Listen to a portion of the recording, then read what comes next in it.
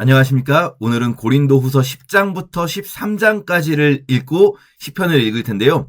이 고린도후서 10장부터 13장까지는 앞부분하고 완전 내용이 달라요. 앞부분에서 우리가 바울의 기분을 생각해보면 바울이 되게 기분이 좋았잖아요. 왜냐하면은 고린도 교회와 되게 안 좋게 헤어졌는데, 그런데 고린도 교회가 이제 돌이켰다. 그리고 고린도 교회 사람들이 바울을 향해서 염려하고 있고 바울을 보고 싶어한다. 간절하다. 이런 이야기를 디도에게 들으니까 바울이 기분이 너무 좋아졌고 그 위로를 받았다. 내가 하나님께 고난 중에 위로를 받았고 너희를 통해서, 그리고 내가 이제 너희를 위로하고 싶다 하면서 고린도 교회 교인들이 염려하는 것에 대해 위로하기 위해 쓴 편지가 고린도 후서잖아요. 그리고 고린도 후서 이제 마지막에는 이제 연보를 모은 1년 전부터 모았던 그 연보를 가지러 가겠다. 가지러 보내겠다, 디도를. 요런 내용이었잖아요. 그런데 이 10장은요, 너희를 대면하면 유순하고 떠나 있으면 담대한 바울은, 이 담대하다는 말은 막 말을 세게 한다는 거예요. 만나면은 유순한데 떠나 있으면 말을 세게 한다? 이거 좋은 말이 아니거든요. 이건 사실은요, 바울이 지금 약간 비꼬고 있는 거예요. 자기가 하는 말이 아니라 자기가 자기를 나는 떠나 있으면 유순하고 떠나 있으면 담대한데 만나면 유순하지, 이렇게 말하는 게 아니라 이게 고린도인들이 바울에 대해 했던 말이에요. 어떤 사람들이 그렇게 생각한다는 거예요. 그들의 말이, 그의 편지들은 무게가 있고 힘이 있지만 몸으로 대할 때는 약하고 그 말도 시원치 않다. 이런 말하는 사람들이 있다는 거예요. 그러니까 편지로는 글은 되게 잘 쓰는데 근데 만나보면은 말이 시원치 않다.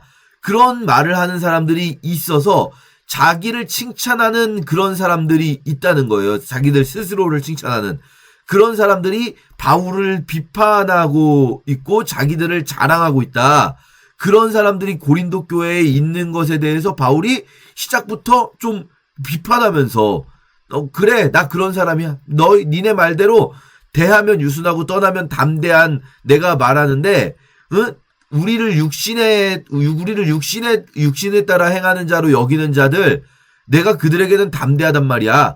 라고 말하고 있어요. 그러니까 약간 분위기가 세졌어요. 심지어 11장에서는요, 야, 내가 좀 어리석게 말하는 거, 그래, 내가 좀 어리석게 말해볼 테니까 이해 좀 해줘. 그러면서 뭐라고까지 말하냐면요, 야, 니네들 다른 복음을 받게 할 때는 니네가 진짜 잘 용납한다. 니네 어떻게 그럴 수가 있냐? 이 거짓 교사들이 지극히 크다는 사도들보다 나는 조금도 부족한 사람이 없는 사람인데, 지들이 지극히 크다고 말하면서 그렇게 하는 자들이 다른 복음을 말할 때는 너희가 잘 용납하는구나. 그럼 나도 용납 좀 해줘라. 이런 말이요. 나이 좀 어리석은 것 좀 용납해줘라. 이게 지금 읽어보면 아시겠지만 바울이 그냥 딱 쉽게 말해서 화가 나 있어요. 1장부터 9장까지는 기분이 좋았는데 10장부터 13장까지는 화가 많이 나 있어요. 그럼 이게 왜 이렇게 된 걸까? 갑자기 왜 화가 났고, 이 화가 난 내용에 보니까 미혹하는 그런 자들이 있는 거예요. 누가 가서 다른 예수를 전하거나 다른 복음을 전하는데 그걸 고린도 교인들이 잘 용납하고 있다, 그들을. 그러면서 바울의 사도권에 대한 공격도 있었다는 거예요. 내가 그래서 말에는 부족하나 지식에는 그렇지 아니하니, 이런 말이 뭐겠습니까? 바울 말 잘 못한다고. 바울이 저 편지는 되게 담대하게 썼는데 와보니까 말은 잘 못하네. 이런 사람들이 있었던 거예요. 그래서 바울을 비판하고 바울의 사도권을 비판하고, 또 여기 나오지만 바울이 연보 모으는 것에 대해서 명령한 것을 비판하고, 그런 사람들이 거짓 교사들이 있는데 여기 나오죠. 거짓 사도요 속이는 일꾼이니 자기를 그리스도의 사도로 가장하는 자들이다. 그런 사람들이 고린도 교회에 있다는 거예요. 근데 이건 이상한 일이 아니다. 사탄도 원래 자기를 광명한 천사로 가장한다. 그러니까 사탄의 일꾼들도 의의 일꾼으로 가장하는 것이 대단한 일이 아니고 원래 그런 거야 라고 말을 하는데, 지금 이 말이 바꿔 말하면 고린도 교회에 사탄의 일꾼들이 있었고 그 사탄의 일꾼들이 바울과 충돌하고 있는 상황이라는 거죠. 자, 이게 도대체 어떤 상황인가? 고린도후서 10장부터 13장이 너무나 9장까지 하고 단절되어 있는 느낌이 있기 때문에 요걸 해석하는 방법이 한 4가지 정도 설명을 드려볼게요. 4가지 정도의 추측이 있어요. 각자 다르게 추측하는 분들이 있습니다. 우선 좀 그냥 이게 원래부터 편지가 이런 형태였다라고 한다면, 원래부터 제일 보수적인 견해. 그러니까 우리가 사실 이 복음주의적으로 성경을 해석할 때 성경이 원래부터 지금의 이 한 권으로 붙어 있을 필요는 없어요. 왜냐하면은 이 시편 같은 경우 대표적이죠. 원래 한 권이 아닌 걸, 시편은 명확하게 5권으로 나눠져 있잖아요. 원래 한 권이 아닌 거를 이렇게 붙여놓는 경우들이 있단 말이에요. 그래서 조금 현대적인 학자들은 이걸 막 성경의 이 뭐랄까요, 본문 자체의 내용의 영감성을 부정하지 않는 학자들도 성경 자체가 꼭 한 권이었을 이유는 없다. 2개의 편지를 이게 하나로 연결해서 썼을 수 연결해서, 왜냐면은 이 두루마리나 파피루스에 그냥 쭉 이어서 쓰니까요. 제목 없이. 그렇게 2 편지가 붙었을 수 있다라고 보는 분들이 있긴 하지만, 제일 보수적인 입장에서는 그냥 이 형태 자체도 원래 주신 거다라고 본다면, 그러면 이제 이게 원래 한 편지인 거예요. 1장부터 9장까지나 10장부터 13장까지나 원래 하나의 편지다라고 한다면, 왜 갑자기 바울이 위로하고 내가 위로받았다, 너희를 위로한다, 이런 이야기를 하다가 갑자기 10장부터 이런 이야기를 하는가?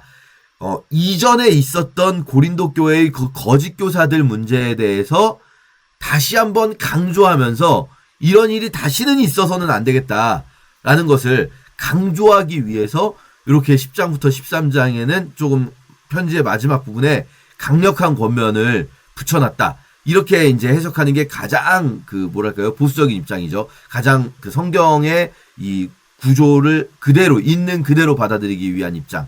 요것도 말이 됩니다. 충분히 이 설득력이 있어요.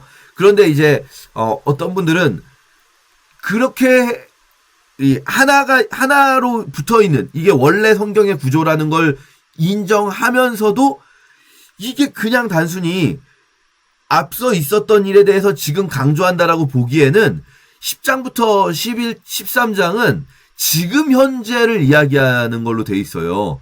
그러니까 지금 현재 그들이 자기를 그리스도의 사도로 가장하고 있고, 지금 현재 그렇게 하고 있어서 지금 그런 기회를 끊으려고 한다는 말이죠. 그래서 지금 현재 일어나고 있는 일이다. 과거에 일어났었고 그게 이미 해결된 문제가 아니라 지금 현재 일어나고 있는 일로 바울이 말하고 있기 때문에, 그럼 이제 편지가 원래 하나의 편지로 붙어 있는 상태라는 걸 받아들이면서, 근데 왜 지금 현재 갑자기 이런 일이 일어났는가를 이제 해석하는 또 2번째 해석. 이것도 보수적인 입장이죠. 편지의 이 완전성을 해치지 않는 선에서 해석을 할 때 어떤 분들이 있냐면, 바울이 디도의 말을 듣고 고린도 교회가 정신 차렸구나 해서 기분이 좋고 이 고린도 교회를 위로하기 위한 편지를 썼어요. 1장부터 9장까지. 그리 편지를 쓰고 이제 보내려고 하고 있는데 다시 또 다른 이야기가 들려와요. 다시 또 다른 이야기가 들려와서 이게 교회 안에서 다시 이 사람들이 뭐랄까요, 득세했다. 그러니까 세력을 얻었다. 고린도 교회 안에서 이 거짓 교사들이 완전히 물러난 줄 알았는데 얘네들이 다시 고린도 교회 안에서 세력을 얻고 있고 고린도 교인들이 그들을 다시 용납하고 있다라는 소식을 다시 듣게 되면서 먼저 썼던 편지를 지우지는 않고, 왜냐면 이 내용도 전달은 해야 되니까 지우지는 않고, 왜냐면 여러분 우리는 종이도 많고 이 편지 쓰는 게 쉬워요. 우리는 솔직히 타이핑하면은 지우는 것도 쉬워요. 지우고 수정하는 것도. 그런데 이제 고대에는요, 종이라는 것도 귀하고 이 글을 한번 쓸 때 엄청난 정성이 들어가는 일이에요. 이게. 그리고 수정하는 게 쉽지가 않아요. 그러다 보니까 1장부터 9장 써놓은 것은 그래, 이 내용도 필요한 내용이야 하고 그대로 두고 10장부터 13장을 추가적으로 더 썼다. 그 사이에, 그러니까 1장부터 9장을 쓰고 그 사이에 소식을 듣고 10장부터 13장을 더 써서 보냈다라고 해석하는 2번째 방법. 이 2 방법은, 그러니까 지금 말씀드린 2가지 방법은 이 편지가 원래부터 하나였다라는 것을 전제로 하는데 차이가 있다면, 이 거짓교사 사건이 앞서 있었던 거짓교사 사건에 대해서 그냥 뒤에 한 번 더 강조하는 것이다 라고 보는 입장과, 거짓교사 사건이 다시 발생했다라고 보는 입장이에요. 이게 2가지가 있다면, 그 다음에 다른 2가지는 이번에는 비슷하게 나머지 두 가지 중에 하나는 거짓교사 사건을 앞에 놓는 거고 하나는 거짓교사 사건을 뒤에 놓는데, 근데 편지가 두 개의 다른 편지다. 애초에 두 개의 다른 편지를 붙여놓은 거다라고 해석하는 방법에서는 어떤 게 있냐면, 하나는 거짓교사 사건이 이미 앞에 있었던 그 거짓교사 사건을 가지고 이야기하는 거라고 한다면, 이 고린도후서 10장부터 13장의 편지는 바울이 강하게 책망하고 있잖아요. 이게 이제 뭐라고 볼 수 있냐면, 앞에 2장에서 내가 이 눈물로 쓴 편지라고 말을 하잖아요. 사실상 고린도 교회를 책망하는 편지인데 바울은 자신이 그 편지를 쓸 때 눈물로 썼다라고 말했잖아요. 그리고 7장에서 뭐라고 했냐면, 내가 그 편지를 써놓고 니네가 정말 힘들어할까봐 후회도 많이 했다라는 말을 하잖아요. 그러니까 그 편지, 눈물로 썼다는 그 편지, 2장과 7장에 나오는 그 편지가 바로 이 10장부터 13장 편지, 요 내용이 뭐 그렇잖아요. 이거 되게 세게 책망하잖아요. 나 좀 용납해라. 니네가 그들은 잘 용납하는구나. 그러면서 나는 나의 사도권 전혀 그들보다 못하지 않은데, 그리고 내가 너희와 함께 있을 때 정말 아무에게도 돈을 받지 않으려고 했고, 그렇게 했는데, 심지어 내가 너희와 함께 있을 때 내가 너희 돈을 받고 일하려고 하지 않았잖아. 나 직접 내가 텐트 만들면서 돈을 벌고, 심지어 내가 돈이 부족할 때에도 어떻게 했냐면 니네 돈은 받은 적이 없어. 마게도냐에서 온 형제들이 돈을 줬다고. 요 얘기, 마게도냐에서 온 형제들이 나의 부족한 것을 보충했다. 요거는요, 여러분, 재밌는 건 빌립보서에 가면 요 내용이 나와요. 빌립보가 마케도니아에 있는 교회잖아요. 빌립보 교회가 바울을 후원했어요. 바울이 마게도냐와 아가야 사역을 할 때 고린도 교회도 부유함에도 불구하고, 그러니까 고린도 교회는 믿음이 연약하고 그런 것 같아요. 그러니까 바울이 이 사람들한테는 돈을 받으면 안 된다. 그러니까 자기가 돈이 부족해도 텐트 만들어서 팔고 이러면서 돈을 버는데 돈이 부족했잖아요. 그때 바울을 후원한 교회는 빌립보 교회였어요. 그 빌립보서는요, 기쁨의 서신이라고 불러요. 기쁨의 서신. 바울이 어떻게 보면은 제일 뭐랄까요, 칭찬하는 교회, 제일 바울이 좋아하는 교회 같기도 해요. 근데 사실 바울의 마음에 제일 사랑하는 교회가 어쩌면 저는 그렇게 생각해요. 고린도 교회였을지도 몰라요. 왜냐면 바울이 개별 교회를 향해서 편지들을 쓰잖아요.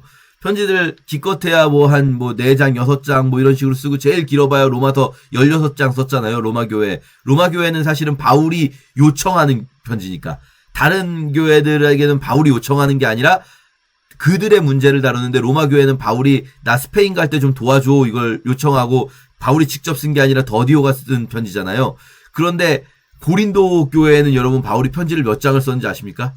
바울이 편지를 29장을 썼어요.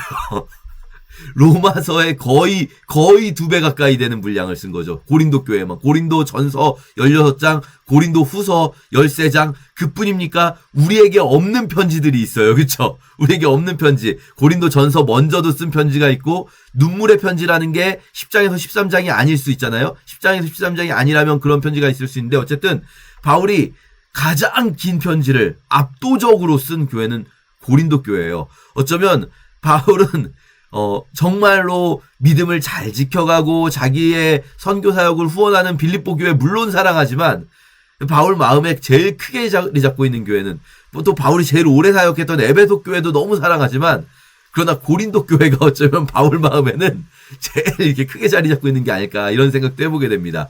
자, 어쨌든 바울이 지금 이 10장에서 13장을 쓰는 것이 눈물의 편지였다라고 보는, 먼저 쓴 편지죠. 그러니까 1장부터 9장보다 그게 오히려 나중에 쓴 거고, 10장부터 13장이 먼저 쓴 거죠. 요렇게 해석하는 게 세 번째 입장이라면, 네 번째 입장은 어떻게 보면 제일 가슴 아픈 입장인데요. 네 번째 입장은 바울이 분명히 해결이 됐잖아요. 이 거짓 교사 문제가 해결이 됐죠. 그리고 바울이 1장부터 9장을 써서 보냈죠. 그리고 이제 디도를 보내서 연보를 가지고 오게 하려고 하는 상황이잖아요. 그런데 다시 또 그런 문제가 발생해서 디도가 다시 돌아왔는데, 디도에게 이야기를 들어보니까 고린도 교회의 그 거짓 교사들, 가짜 사도들이 다시 또 득세했습니다 라는 이야기를 듣고 마지막으로 쓴 편지가 고린도 후서 10장에서 13장이다. 이렇게 되면 어떤 생각을 하게 되냐면, 아니, 설마 그럴까? 설마 한번 해결됐는데, 그 문제가 해결이 됐는데, 또 똑같은 문제가 또 생길 수 있을까? 이런 생각을 하게 되지만, 우리가 현실을 바라보면, 그런 일은 얼마든지 일어나요, 사실. 그쵸? 교회가 어떤 문제로, 교회에 문제가 발생했는데, 이 문제가 해결이 된 것 같았어요. 그럼 이제 그 문제 다시 안 생길까요? 아닌 경우들도 참 많아요. 교회는 그런 문제가 항상 또다시 똑같은 문제로 교회는 넘어지기도 해요. 교회는 참 연약하기도 합니다. 그래서 이렇게 4가지 관점이 있을 수 있다. 여러분들 읽으시면서 이거 어떤 걸까 생각을 한번 해보세요. 그러니까 이 4가지 관점이라는 건 크게 2개씩의 변인이 있는 거예요. 먼저 있었던 거짓교사 사건에 대해 쓴 거냐, 아니면 거짓교사 사건이 다시 일어난 거냐라는 게 2가지가 있고요. 이 편지가 하나로 붙어있는, 지금 형태로 붙어있는 것이 원래의 형태냐, 아니면 2개의 서로 다른 편지냐, 이렇게 2개의 그 가능성을 두고 표를 만들면 4가지 경우의 수가 나오겠죠? 그 경우의 수에 따라서 추측이 있으신 거예요. 이 성경을 해석하시는 분들. 이 중에 어떤 것도 뭐 성경의 권위를 훼손한다거나 그러지 않으니까 다 성경의 무오한 하나님의 말씀임을 전제로 다만 순서를 생각해 보는 거예요. 그렇기 때문에 여러분도 한번 읽으시면서 어떤 게 맞을까 한번 상상해 보면서 읽어보실 수 있을 것 같아요. 자, 내용에 대해서는 뭐 충분히 이걸 이해할 수 있기 때문에 짧게만 설명드릴게요. 대하면 유순하고 떠나면 담대한 나 바울. 니네가 나보고 그렇게 말하지? 나 바울이 니네를 권하고 우리를 육신에 따라 행하는 자로 여기는 자들, 그런 자들이 너희 중에 있는데 우리 바울 전도팀 보고 저들 저거 육신적인 욕심으로 자기들 좋으려고 하는 거지. 저거 자기들이 저러려고 하는 거야. 우리가 돈 모아가지고 연보하는 거 지들이 가시려고 하는 거지. 이런 사람들이 있어요. 유명해지고 싶어서 저러는 거지. 관종들이야, 관종들. 요즘에 애들이 쓰는 말입니다. 관심 받고 싶어서 저러는 거야. 자기들 유명해지려고. 이런 사람들에 대해서는 담대하게 대하는 것 같이 너희와 함께 있을 때 이 담대한 태도로 대하지 않게 하기를 구하노라. 그러니까 여기서 담대하다고 번역했지만 이 말을 좀 세게, 내가 그들에 대해서 세게 말하는 것 같이 너희들에게 지금 편지로는 내가 세게 말할 건데, 근데 내가 너희와 함께 있을 때는 이렇게 세게 말하지 않게 되었으면 좋겠다. 상황이 좀 해결됐으면 좋겠다. 우리가 맞아, 그들이 비판하는 것처럼 우리도 당연히 육신에 속한 사람, 육신을 입고 있으니까 우리가 육신으로 행하지만, 그러나 우리의 싸움은 육신에 따라 싸우는 싸움이 아니다. 우리가 하나님의 말씀을 전할 때는 우리가 물론 이 육의 몸을 입고 있기 때문에 육신에 있지만, 그러나 육신을 따라 싸우는 사람들이 아니다. 우리의 무기는 하나님의 능력이다. 하나님을 대적하여 높아진 것들을 사로잡아서 그리스도께 복종하게 한다. 너희의 복종이 온전하게 될 때 모든 복종하지 않는 것을 벌하려고 준비하는 중에 있다. 이 모든 복종하지 않는 것들이 그 거짓 교사들, 거짓 사도들, 그들의 가르침, 이런 것들이잖아요. 그러니까 너희가 지금 그 하나님을 대적하여 높아진 것들의 마음이 향해 있는데, 우리가 지금 하는 일은 너희를 사로잡아서 그리스도께 복종시켜버리고, 너희 복종이 온전해질 때 그 복종하지 않는 자들을 벌할 거다 라고 바울이 말하고 있는 거예요. 그러니까 그리스도께 억지로 복종시킨다, 이런 표현은 사실 바울이 잘 안 쓰는 표현이거든요.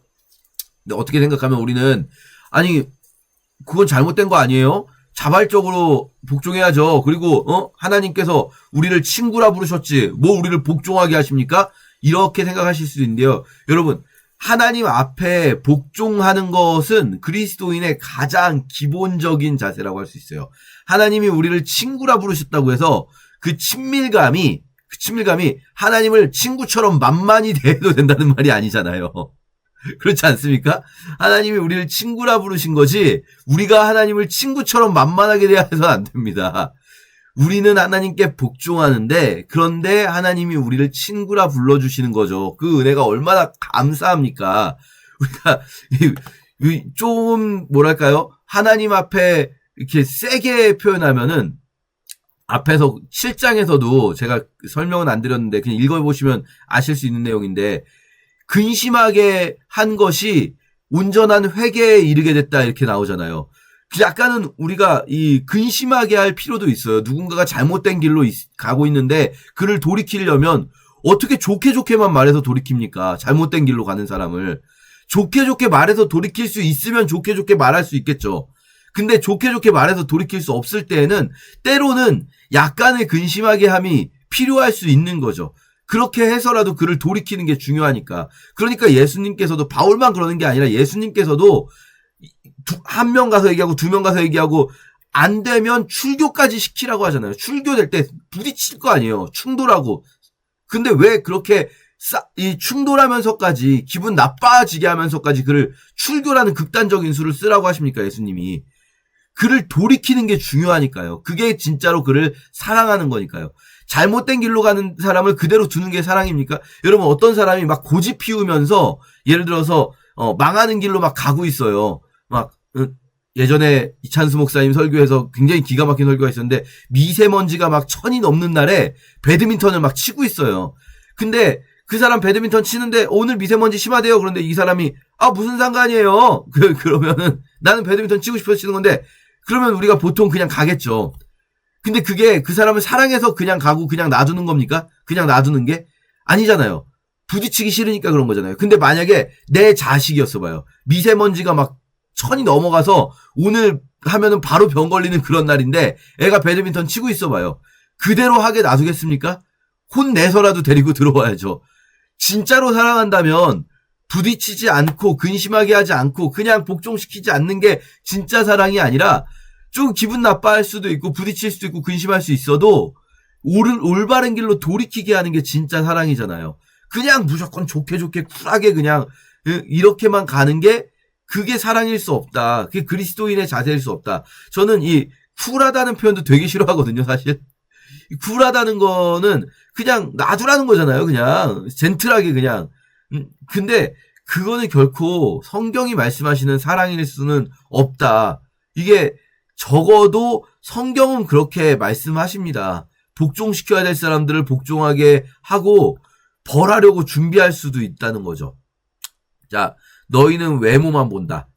외적으로 드러나는 모습. 그러니까 잘생기고 못생기고 아니라고 말씀드렸어요. 외적으로 드러나는 모습만 본다. 그러니까 그 거짓 교사들이 어떻게 보면 말솜씨가 좋고 그리고 외적으로 드러나는 모습이 더 거룩해 보이는 거예요. 이게 가짜일수록 겉모습이 더 거룩해 보입니다. 가짜일수록. 그러니까 바울은 막 텐트 메이커잖아요, 여러분. 일하면서 이 사역을 했잖아요. 그럼 바울은 막 지쳐 있을 때도 있고 땀 흘릴 때도 있고 좀 지저분한 모습일 때도 있고 그러면서 사역을 했을 거예요. 그리고 바울이 말도 막 재밌게 하고 쿨하게 하고 듣는 사람들이 아주 그냥 기분이 좋아지게 말하는 사람이 아니라 바울은 말도 좀 지루하게 하고 좀 듣기 싫은 소리 하고 이런 사람이에요. 막 재밌는 농담 같은 게 없어요. 여러분 바울 서신에는요 위트가 없습니다. 그런 사람이었던 것 같아요, 바울은. 그런데 너희는 외모만 본다. 너희는 그 겉으로 드러나는 모습만 본다. 그러니까 그들, 이 바울을 공격하는 사람들이 계속 그들로 지칭돼요. 너희하고 달라요. 너희 중에서 그들이라고 하는 사람이 있는 거예요, 고린도 교회 안에. 그들이 뭐라고 말하냐면 그가 몸으로 대할 때는 약하고 말도 시원하지 않다. 그러니까 이게 바울의 겉으로 드러나는 모습을 가지고 비판하는 거예요. 바울은 겉으로 보기에는 정말 보잘것없는 사람이었던 거죠. 바울은 나는 내가 내 자랑할 게 없다. 자랑하는 자는 주 안에서 자랑해라. 그들은 자기들의 외적 조건들을 자랑하고 자기를 자랑하지만 주 안에서 나는 주님밖에 자랑할 게 없다. 그러면서 바울이 이거 더 세지죠. 날 용납 좀 해라. 내가 어리석게 말하는 걸 용납해라. 나는 너희가 이 예수 그리스도를 남편으로 삼는 신부가 되게 하고자 열심히 노력을 했는데 그런데 너희가 그것을 떠날까봐 나는 진짜 두렵다. 진짜 니네들은 어떻게 그렇게 그 거짓 복음은 잘 용납하니? 나는 그들은 나의 사도권을 공격하지만 나는 내가 지극히 크다는 사도들보다 부족한 것이 전혀 없다고 생각한다. 내가 말은 그래 니네 말대로 내가 말은 잘 못해. 그렇지만 내가 하나님을 아는 지식에서는 그렇지 않지 않냐? 그러면서 내가 너희를 높이려고 나를 낮추어서 돈도 안 받고 너희에게 복음 전한 것이 죄를 지은 거냐? 요 말은 왜 죄를 지은 거냐라는 말을 하냐면요. 보통 다른 사도들 같은 경우는 이 교회로부터 사례비를 받았단 말이에요. 근데 바울은 고린도 교회에 있을 때 특히 교회로부터 돈을 받지 않고 자비량으로 사역을 했어요. 그리고 자비량으로 사역하다가 돈이 부족했을 때는 다른 교회에서 오히려 후원을 받았죠. 아까 말씀드린 빌립보 교회 같은 교회에서. 그런데 그게 누군가 비판할 때는 야 저거 봐 바울은 사도인데 사도면은 사례비를 받으면서 할 수 있는 권한이 있는 거잖아. 근데 바울 봐봐. 바울 사례비도 못 받지. 바울 사례비도 못 받는 건 자기가 사도가 아니니까 그래. 캥기해서 그런 거지. 뭐 아마도 이런 식으로 비판하는 사람이 있었던 것 같아요. 근데 너희가 그렇게 말하는데 나는 너희에게 폐를 끼치지 않기 위해서 그리스도의 진리가 이 아가야 지방에서 막히지 않을 거다. 내가 그러려고 했다는 것이 막히지 않을 거다. 왜냐? 내가 너희를 사랑하지 않아서겠냐? 하나님이 아신다. 그러면서 이제 이 거짓 사도들에 대한 비판을 아까 읽었던 부분이죠. 이어갑니다. 그들이 가짜 사도다. 그런데 이상한 일이 아니다. 원래 사탄도 그렇게 한다. 사탄의 일꾼들도 의의 일꾼으로 가장하고 막 외적으로 자신들의 스펙과 막 자기가 어디서 배웠고 막 어느 좋은 신학교 나왔고 막 그리고 막 자기가 어떤 얼마나 어마어마한 일을 했고 막 어느 교회에서 막 어떤 일을 했고 이런 걸 막 자랑하는 외적 조건으로 자랑하는 일들이 있다. 그런데 이제 바울이라는 사람도 좀 기분이 상했어요. 근데 야 나를 좀 어리석은 자로 여기지 말고 그런데 지금은 내가 조금 어리석은 자로 받아라. 내가 자랑할 수 있도록. 그들 식으로 나도 말해볼까? 내가 한번 나를 자랑해볼까? 내가 어리석은 자와 같이 내가 자랑 한번 해볼게. 주님이 시키는 게 아니라 어리석은 자 같이 자랑 한번 해볼게. 여러 사람이 육신을 따라 자랑하니까 나도 한번 자랑해보겠다. 그들 히브리인이냐? 나도 그렇다. 그들이 이스라엘 사람? 나도 그렇다. 그들 그리스도 일꾼이냐? 말도 안 되는 소리지만 나는 더욱 그렇다. 왜 그런지 알려줘? 내가 얼마나 대단한 스펙을 가지고 있냐면 나는 옥에 갇히기도 하고 맞기도 하고 매도 수없이 맞고 여러 번 죽을 뻔했고 40에서 하나 감한매 이게 이제 정말 이거 한 번 맞으면 죽을 수도 있는 엄청나게 그 큰 형벌이란 말이에요. 39대 곤장 맞는. 근데 그걸 5번이나 맞았고 3번 태장으로 맞았고 1번 돌로 맞고 이 돌로 맞은 건 우리가 알죠. 사도행전에 나오는 루스드라에서 돌 맞아서 죽은 줄 알고 이렇게 끄집어냈었던 사건. 3번 배가 파손했고 일주야를 깊은 바다에서 지냈고 여러 번 여행하면서 강의 위험과 강도의 위험과 동족의 위험과 이방인의 위험과 이런 일들을 당하고 수도하며 애쓰고 여러 번 잠도 못 자고 굶주리고 목마르고 굶고 축을 벗고 헐벗었다. 야, 내가 한번 자랑 계속 해볼까? 그러니까 바울이 자랑하는 거는 뭡니까? 자기가 얼마나 좋은 스펙을 가지고 있고 자기가 얼마나 대단한 일을 했었고 얼마나 대단한 사람에게 배웠고 자기 가문이 얼마나 좋고 이런 거 아니에요. 내가 그리스도로 인하여 얼마나 고난을 받았는가. 내가 얼마나 약한가를 자랑하죠. 누가 약하면 내가 약하지 않겠냐. 내가 다른 사람 때문에 얼마나 약해질 수 있는가. 내가 약한 것을 자랑하겠다. 내가 정말 나를 어리석은 사람으로 받아줘. 이거 어리석은 사람이 하는 말이야. 그냥 이 부분은. 그런데 내가 진짜 어쩔 수 없이 자랑한다면 나는 어리석은 것을 자랑하겠다. 나 다마스커스에서 그 처음에 바울이 예수님을 믿었을 때 다메섹 도상에서 믿고 다마스커스로 가잖아요. 다메섹으로. 그때 3년간 아라비아에 있었다라고 갈라디아서에서 이야기하는데 아라비아라는 것이 아라비아 무슨 사막을 얘기하는 게 아니라 아레다 왕, 아레타스 왕입니다. 아레타스 왕이 다스리는 그 지역, 나바테안 왕국이 있던 지역이에요, 원래. 이 나바테안 왕국이 아레타스 4세인데, 이 지역을 이 로마 시대에 아라비아라고 불렀어요. 아라비아 속주. 그러니까 바울이 3년간 아라비아에 있었다는 거는 이 다마스커스에 있는 나바테안 왕국 땅에서 거기서 아마 복음을 전했나 봐요. 예수 믿자마자 아레다 왕의 고관이 나를 잡으려고 했대요. 뭔가 문제를 일으켰나 봐요, 그때도. 그러니까 그때 광주리를 타고 들창문으로 성벽을 내려가서 손을 벗어난 일도 있었고, 내가 정말 무익하나마 부득불 자랑하는데, 자, 앞에서 자랑한 것들은 이제 우선 고난당한 일들이었어요. 고난당한 일들. 내가 그걸 자랑했다면, 이번에는 그들이 영적이라고 자랑한단 말이에요. 그 거짓 교사들이. 우리 고린도 전서에서도 신령한 것들에 관한 문제가 있었죠. 영적이라고 자기들이 막 영적 경험을 이야기해요. 근데 바울은요, 사실은요, 바울은 솔직히 말하면 자기 간증 같은 거 거의 하지 않아요. 바울이 고린도 후서를 제외하면 자기 간증 같은 거 거의 하지 않습니다. 잠깐 갈라디아서에 나오긴 하지만 바울은요, 정말 필요한 경우 아니면 자기 간증 안 하고 하나님 말씀만 전해요. 그런데 그 거짓 교사들은 막 자기들을 자랑한단 말이에요.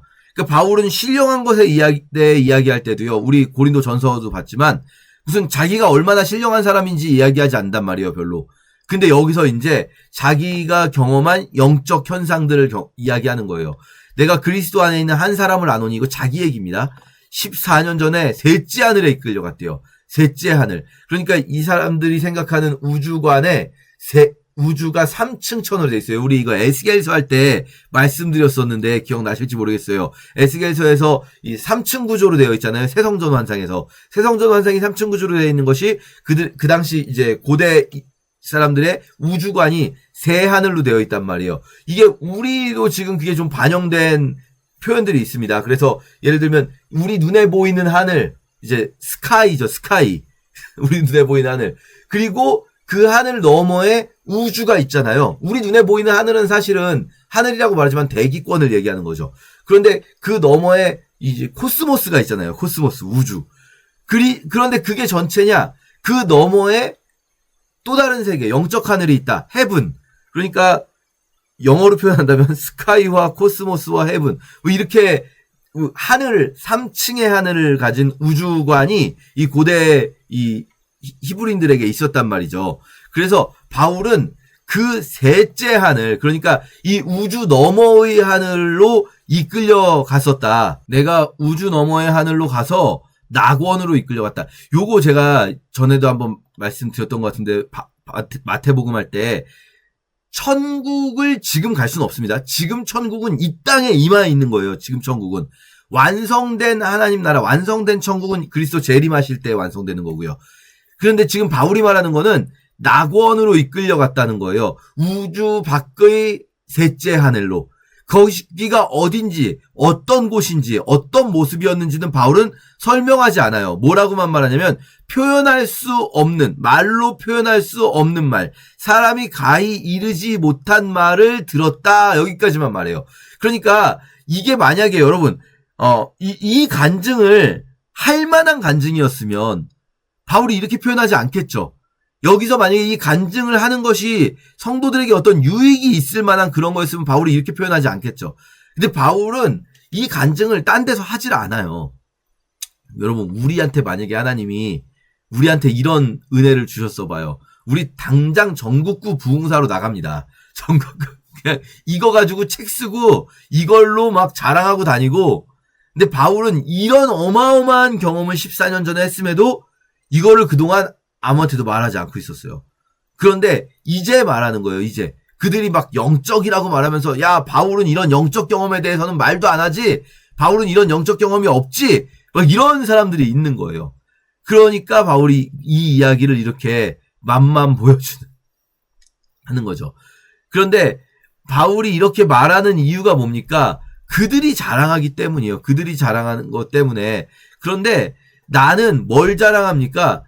나는 육체의 가시를 주셔서 그 육체의 가시가 나에게 여전히 있다. 3번이나 구했지만 네 은혜가 족하여다 말씀하시면서 약한 데에서 온전하여짐이라 하신 말씀. 그러니까 바울은 지금 뭘 자랑하려고 하냐면 나는 약한 것을 자랑하겠다. 왜냐? 내가 약한 그때에 강해지기 때문이다. 내가 고난당한 것들, 내가 약해졌던 것들, 내가 도망쳤던 것들, 내가 병 걸렸는데 이 병을 고쳐주시지 않은 것들, 이런 것들을 자랑하겠다. 왜냐? 내가 약할 때 나를 통해 하나님의 강함이 일하시기 때문에 그 바울은 약한 것을 자랑한다라는 거죠. 아랫부분은 이제 여러분이 고린도 후서 앞부분을 충분히 이해하셨다면 읽으시면서 충분히 이해가 되실 거예요. 아, 내가 3번째 가기를 준비했는데 그런데 폐를 끼치지 않을 거다. 그러면서 너희에게 재물을 구하는 게 아니지 않냐 내가. 그러니까 바울을 위해서는 바울은 사례비를 받지 않아요. 다만 연보는 바울을 위한 게 아닌 거죠. 그러니까 바울이 그런 이야기들, 내가 너희에게 재물을 받지 않지 않냐 이런 이야기들 하면서 3번째 갈 건데 두세 증인의 입으로 확정할 거다. 내가 이제 지금 2번째 대면하였을 때 안 좋은 일이 있었는데 그런데 3번째 다시 가면 용서하지 않을 거다라고 말씀하시면서 고린도후서 13장까지 마칩니다. 자, 마지막 부분만 우리가 한번 좀 볼게요. 고린도후서 이렇게 쭉 말하면서 너나 있을 때 이렇게 강하게 쓰는 거는 사실은 대면했을 때 세게 말하고 싶지 않아서 그런 거다. 엄하지 않게 하려고 하는 거다. 내가 지금 이렇게 편지로 세게 말하는 거를 듣고 너희가 정신을 차려서 우리가 다시 만났을 땐 정말 사랑으로만 만나자. 형제들아, 기뻐하라. 그러니까 지금 제가 사실 저도 아까 여러분 제가 좀 잘못 말한 거 수정할게요. 바울이 화나 있다라고 표현했는데 바울은 자기가 개인적으로 인간적으로 화가 난 게 아니라는 거를 명확히 알려주고 싶고 실제로도 인간적으로 화가 난 게 아닌 거예요. 바울은 자기가. 바울이 이렇게 세게 말하는 이유는 정말 화난 사람처럼 말하는 이유는 너무 사랑하기 때문에 다시 만났을 때는 우리가 직접 만나서는 얼굴 붉히고 그러지 않기를 원하기 때문에 편지에서 이렇게 막 화난 사람처럼 편지를 쓰는 거거든요. 마지막으로 형제들아 기뻐하라. 온전하게 되고 위로를 받아라. 마음을 같이 하고 평안해라. 사랑과 평강의 하나님이 함께 계실 거다. 서로 무난해라. 여기 보세요. 서로 무난하라고 할 땐 누구가 누구에게 무난하는 겁니까? 니네들끼리 서로. 반대로 말하면 로마 교회처럼 마치 고린도 교회도 사이 안 좋은 파벌들이 다시 깨져 있는 거죠. 그래서 너희에게 무난한다라고 하면서 유명한 축복의 기도가 들어가요. 여러분이 사실 축도라고 우리가 말하잖아요. 축복의 기도죠. 축복의 기도가 바울의 편지들 마지막마다 다 그 교회를 축복하는 기도가 들어가요. 항상 마무리할 땐 축복의 기도를 하기 때문에 저희도 예배를 드릴 때 마칠 때는 항상 축복의 기도로 마쳐요. 그런데 그 바울의 축복의 기도 중에서 가장 유명한 축복의 기도가 바로 이 부분이에요. 삼위 하나님을 온전히 삼위 하나님께 이 고린도 교회의 축복을 기도하는 그런 기도거든요. 그러니까 이 고린도 교회가 바울을 어떻게 보면 제일 화나게 하고 열받게 했을지도 몰라요. 인간적으로 생각하면은. 고린도 교회가 바울을 제일 스트레스 받게 한 교회일 수도 있어요. 근데요, 바울은 그 교회를 어쩌면 제일 사랑하는 교회, 제일 많은 편지를 남겼고요. 이 축복의 기도가 가장 간절한 축복의 기도, 삼위 하나님을 다 찾는 기도를 남기고 있단 말이죠. 그 바울의 마음을 느끼면서 우리가 고린도후서의 이 바울 혼내는 내용들을 같이 읽어보겠습니다. 제10장. 너희를 대면하면 유순하고 떠나 있으면 너희에 대하여 담대한 나 바울은 이제 그리스도의 온유와 관용으로 친히 너희를 권하고 또한 우리를 육신에 따라 행하는 자로 여기는 자들에 대하여 내가 담대히 대하는 것 같이 너희와 함께 있을 때 나로 하여금 이 담대한 태도로 대하지 않게 하기를 구하노라. 우리가 육신으로 행하나 육신에 따라 싸우지 아니하노니 우리의 싸우는 무기는 육신에 속한 것이 아니요 오직 어떤 견고한 진도 무너뜨리는 하나님의 능력이라. 모든 이론을 무너뜨리며 하나님 아는 것을 대적하여 높아진 것을 다 무너뜨리고 모든 생각을 사로잡아 그리스도에게 복종하게 하니 너희의 복종이 온전하게 될 때 모든 복종하지 않는 것을 벌하려고 준비하는 중에 있노라. 너희는 외모만 보는도다.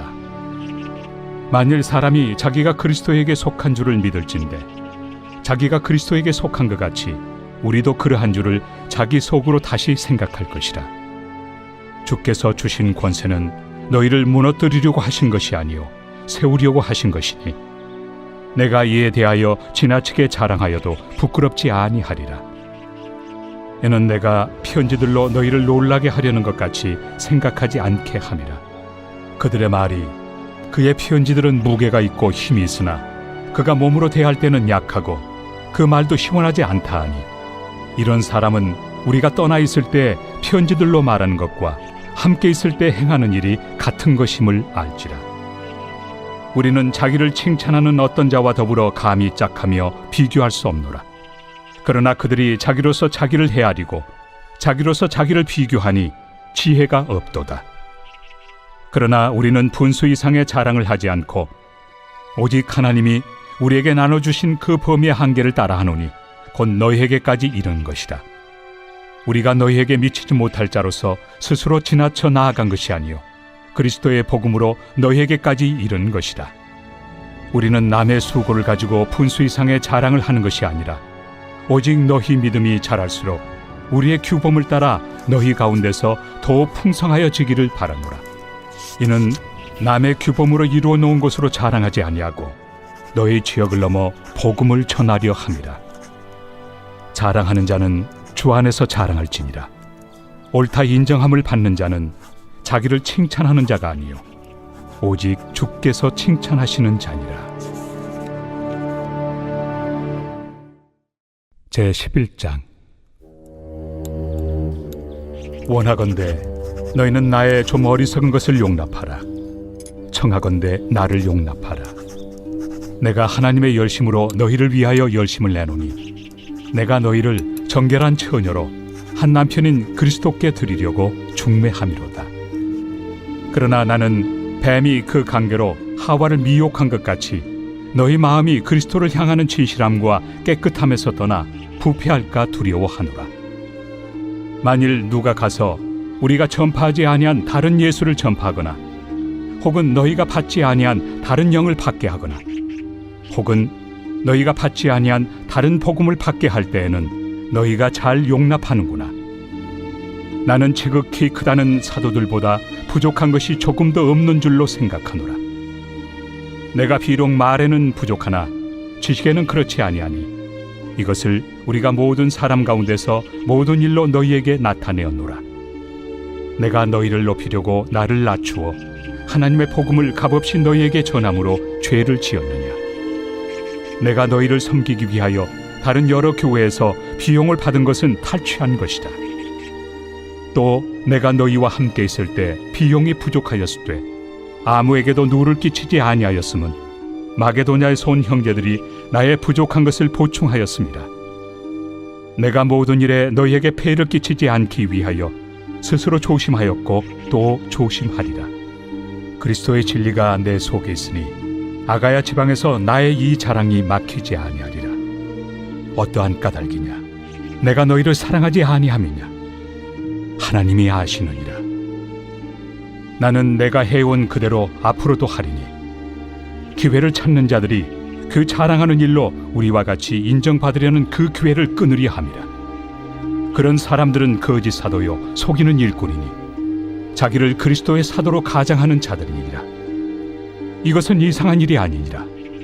사탄도 자기를 광명의 천사로 가장하나니 그러므로 사탄의 일꾼들도 자기를 의의 일꾼으로 가장하는 것이 또한 대단한 일이 아니니라. 그들의 마지막은 그 행위대로 되리라. 내가 다시 말하노니 누구든지 나를 어리석은 자로 여기지 말라. 만일 그러하더라도 내가 조금 자랑할 수 있도록 어리석은 자로 받으라. 내가 말하는 것은 주를 따라 하는 말이 아니요 오직 어리석은 자와 같이 기탄 없이 자랑하노라. 여러 사람이 육신을 따라 자랑하니 나도 자랑하겠노라. 너희는 지혜로운 자로서 어리석은 자들을 기쁘게 용납하는구나. 누가 너희를 종으로 삼거나 잡아먹거나 빼앗거나 스스로 높이거나 뺨을 칠지라도 너희가 용납하는도다. 나는 우리가 약한 것 같이 욕되게 말하노라. 그러나 누가 무슨 일에 담대하면 어리석은 말이나마 나도 담대하리라. 그들이 히브리인이냐? 나도 그러하며 그들이 이스라엘인이냐? 나도 그러하며 그들이 아브라함의 후손이냐? 나도 그러하며 그들이 그리스도의 일꾼이냐? 정신없는 말을 하거니와 나는 더욱 그러하도다. 내가 수고를 넘치도록 하고 옥에 갇히기도 더 많이 하고 매도 수없이 맞고 여러 번 죽을 뻔하였으니 유대인들에게 40에서 하나 감한매를 5번 맞았으며 3번 태장으로 맞고 1번 돌로 맞고 3번 파선하고 일주야를 깊은 바다에서 지냈으며 여러 번 여행하면서 강의 위험과 강도의 위험과 동족의 위험과 이방인의 위험과 신의 위험과 광야의 위험과 바다의 위험과 거짓 형제 중의 위험을 당하고 또 수고하며 애쓰고 여러 번 자지 못하고 줄이며 목마르고 여러 번 굶고 춥고 헐벗었노라. 이외의 일은 고사하고 아직도 날마다 내 속에 눌리는 일이 있으니 곧 모든 교회를 위하여 염려하는 것이다. 누가 약하면 내가 약하지 아니하며 누가 실족하게 되면 내가 애타지 아니하더냐. 내가 부득불 자랑할진대 내가 약한 것을 자랑하리라. 주 예수의 아버지, 영원히 찬송할 하나님이 내가 거짓말 아니하는 것을 아시느니라. 다메섹에서 아레다 왕의 고관이 나를 잡으려고 다메섹 성을 지켰으나 나는 광주리를 타고 들창문으로 성벽을 내려가 그 손에서 벗어났노라. 제12장. 무익하나마 내가 부득불 자랑하노니 주의 환상과 계시를 말하리라. 내가 그리스도 안에 있는 한 사람을 아노니 그는 14년 전에 셋째 하늘에 이끌려 간 자라. 그가 몸 안에 있었는지 몸 밖에 있었는지 나는 모르거니와 하나님은 아시느니라. 내가 이런 사람을 아노니 그가 몸 안에 있었는지 몸 밖에 있었는지 나는 모르거니와 하나님은 아시느니라. 그가 낙원으로 이끌려가서 말로 표현할 수 없는 말을 들었으니 사람이 가히 이르지 못할 말이로다. 내가 이런 사람을 위하여 자랑하겠으나 나를 위하여는 약한 것들 외에 자랑하지 아니하리라. 내가 만일 자랑하고자 하여도 어리석은 자가 되지 아니할 것은 내가 참 말을 함이라. 그러나 누가 나를 보는 바와 내게 듣는 바에 지나치게 생각할까 두려워하여 그만두노라. 여러 계시를 받은 것이 지극히 크므로 너무 자만하지 않게 하시려고 내 육체에 가시 곧 사탄의 사자를 주셨으니 이는 나를 쳐서 너무 자만하지 않게 하려 하심이라. 이것이 내게서 떠나가게 하기 위하여 내가 3번 죽게 간구하였더니 나에게 이르시기를 내 은혜가 내게 족하도다. 이는 내 능력이 약한 데서 온전하여 짐이라 하신지라. 그러므로 도리어 크게 기뻐함으로 나의 여러 약한 것들에 대하여 자랑하리니 이는 그리스도의 능력이 내게 머물게 하려 함이라. 그러므로 내가 그리스도를 위하여 약한 것들과 능력과 궁핍과 박해와 권고를 기뻐하노니 이는 내가 약한 그때에 강함이라. 내가 어리석은 자가 되었으나 너희가 억지로 시킨 것이니 나는 너희에게 칭찬을 받아야 마땅하도다. 내가 아무것도 아니나 지극히 크다는 사도들보다 조금도 부족하지 아니하리라. 사도의 표가 된 것은 내가 너희 가운데서 모든 참음과 표적과 기사와 능력을 행한 것이라. 내 자신이 너희에게 폐해를 끼치지 아니한 일밖에 다른 교회보다 부족하게 한 것이 무엇이 있느냐. 너희는 나의 이 공평하지 못한 것을 용서하라. 보라, 내가 이제 3번째 너희에게 가기를 준비하였으나 너희에게 폐해를 끼치지 아니하리라. 내가 구하는 것은 너희의 재물이 아니요 오직 너희니라. 어린아이가 부모를 위하여 재물을 저축하는 것이 아니요 부모가 어린아이를 위하여 하느니라. 내가 너희 영혼을 위하여 크게 기뻐함으로 재물을 사용하고 또 내 자신까지도 내어주리니 너희를 더욱 사랑할수록 나는 사랑을 덜 받겠느냐. 하여간 어떤 이의 말이 내가 너희에게 짐을 지우지는 아니하였을지라도 교활한 자가 되어 너희를 속임수로 취하였다 하니 내가 너희에게 보낸 자 중에 누구로 너희의 이득을 취하더냐. 내가 디도를 권하고 함께 한 형제를 보내었으니 디도가 너희의 이득을 취하더냐. 우리가 동일한 성령으로 행하지 아니하더냐. 동일한 보조로 하지 아니하더냐. 너희는 이때까지 우리가 자기 변명을 하는 줄로 생각하는구나. 우리는 그리스도 안에서 하나님 앞에 말하노라. 사랑하는 자들아, 이 모든 것은 너희의 덕을 세우기 위함이니라. 내가 갈 때에 너희를 내가 원하는 것과 같이 보지 못하고 또 내가 너희에게 너희가 원하지 않는 것과 같이 보일까 두려워하며 또 다툼과 시기와 분냄과 당 짓는 것과 비방과 수군거림과 거만함과 혼란이 있을까 두려워하고 또 내가 다시 갈 때 내 하나님이 나를 너희 앞에서 낮추실까 두려워하고 또 내가 전에 죄를 지은 여러 사람의 그 행함과 더러움과 음란함과 호색함을 회개하지 아니함 때문에 슬퍼할까 두려워하노라. 제13장. 내가 이제 3번째 너희에게 가리니 두세 증인의 입으로 말마다 확정하리라. 내가 이미 말하였거니와 지금 떠나 있으나 2번째 대면하였을 때와 같이 전에 죄 지은 자들과 그 남은 모든 사람에게 미리 말하노니 내가 다시 가면 용서하지 아니하리라. 이는 그리스도께서 내 안에서 말씀하시는 증거를 너희가 구함이니 그는 너희에게 대하여 약하지 않고 도리어 너희 안에서 강하시니라. 그리스도께서 약하심으로 십자가에 못 박히셨으나 하나님의 능력으로 살아계시니 우리도 그 안에서 약하나 너희에게 대하여 하나님의 능력으로 그와 함께 살리라. 너희는 믿음 안에 있는가? 너희 자신을 시험하고 너희 자신을 확증하라. 예수 그리스도께서 너희 안에 계신 줄을 너희가 스스로 알지 못하느냐? 그렇지 않으면 너희는 버림받은 자니라. 우리가 버림받은 자 되지 아니한 것을 너희가 알기를 내가 바라고, 우리가 하나님께서 너희로 악을 조금도 행하지 않게 하시기를 구하노니 이는 우리가 옳은 자임을 나타내고자 함이 아니라 오직 우리는 버림받은 자 같을지라도 너희는 선을 행하게 하고자 함이라. 우리는 진리를 거슬러 아무것도 할 수 없고 오직 진리를 위할 뿐이니 우리가 약할 때 너희가 강한 것을 기뻐하고 또 이것을 위하여 구하니 곧 너희가 온전하게 되는 것이다. 그러므로 내가 떠나 있을 때 이렇게 쓰는 것은 대면할 때 주께서 너희를 넘어뜨리려 하지 않고 세우리 하여 내게 주신 그 권한을 따라 엄하지 않게 하려 함이라. 마지막으로 말하노니 형제들아, 기뻐하라. 온전하게 되며 위로를 받으며 마음을 같이하며 평안할지어다. 또 사랑과 평강의 하나님이 너희와 함께 계시리라. 거룩하게 입맞춤으로 서로 문안하라. 모든 성도가 너희에게 문안하느니라. 주 예수 그리스도의 은혜와 하나님의 사랑과 성령의 교통하심이 너희 무리와 함께 있을지어다. 아멘. 제 143편 다윗의 시. 여호와여, 내 기도를 들으시며 내 간구에 귀를 기울이시고 주의 진실과 의로운 내게 응답하소서. 주의 종에게 심판을 행하지 마소서. 주의 눈앞에는 의로운 인생이 하나도 없나이다.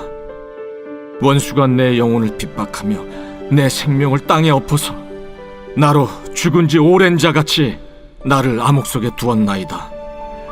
그러므로 내 심령이 속에서 상하며 내 마음이 내 속에서 참담하니이다.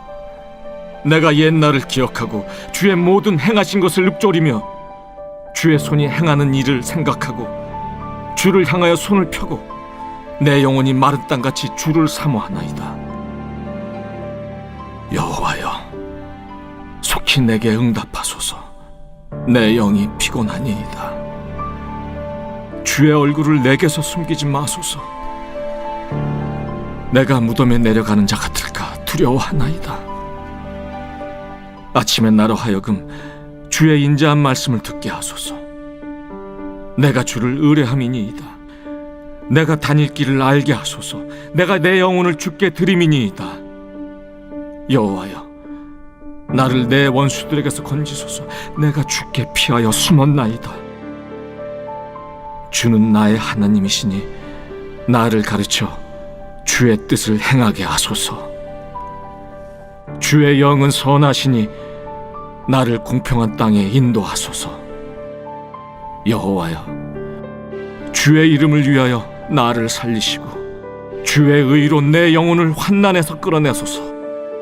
주의 인자하심으로 나의 원수들을 끊으시고 내 영혼을 괴롭게 하는 자를 다 멸하소서.